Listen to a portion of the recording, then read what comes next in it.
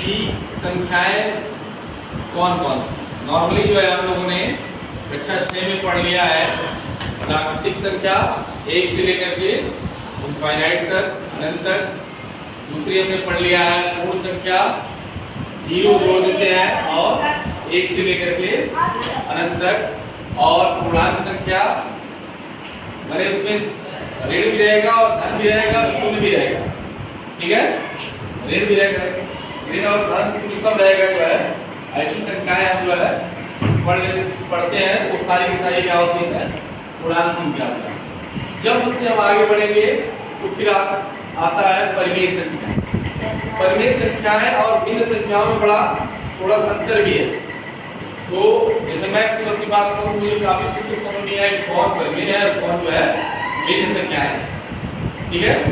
तो हमने उस चीज को डिफाइन किया है यहाँ पे कि कौन भिन्न है और कौन परिमेय संख्या है। जैसे संख्या वो होती संख्या वह जो है जो अंश और हर में है, वो सारी की सारी संख्याएं क्या होती है, भिन्न संख्या होती है। क्या होती है, अंश और हर में ये भी होती है, परिमेय संख्या होती है, लेकिन हर उसका शून्य नहीं होता है। शून्य अगर हर हो गया तो परिमेय संख्या नहीं है, ठीक है। तो हम देखते हैं कि वह संख्या जो अंश और हर में है वो भिन्न हो गई। जो p/q या अंश और हर में है, शून्य है, उसका हर नहीं है, तो वो जो है संख्या क्या हो गई, परिमेय संख्या हो गई। इस प्रकार कहते हैं सारी भिन्न संख्याएं क्या होती हैं, धनात्मक होती है।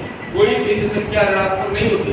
ऋण 1 का 2 ये क्या होगा, भिन्न नहीं है, लेकिन ये परिमेय है।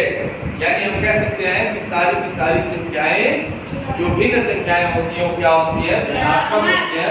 लेकिन जितनी भी परिमेय संख्याएं होती हैं वो सब ऋण भी होती है और धन भी होती है, ठीक है। ये बात क्लियर हो गई। और एक चीज और इसमें इम्पोर्टेंट पॉइंट होता है कि हम कह सकते हैं कि जितनी भिन्न संख्याएं हैं वो सब की सब क्या है, परिमेय संख्याएं हैं। लेकिन सब परिमेय संख्याएं भिन्न नहीं है, क्योंकि इसमें ऋण भी है, इसमें केवल धन ही धन है। धन वाली तो परिमेय हो गई, मतलब परिमेय संख्या में आ गई, लेकिन सारा परिमेय जिसमें ऋण भी पड़ा हुआ वो भिन्न कन्वर्ट नहीं हो सकती है, भिन्न नहीं हो सकती है। बात क्लियर हो गई।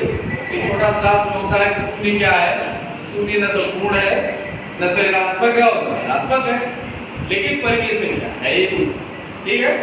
आया बात में? ओके, चलो बढ़िया।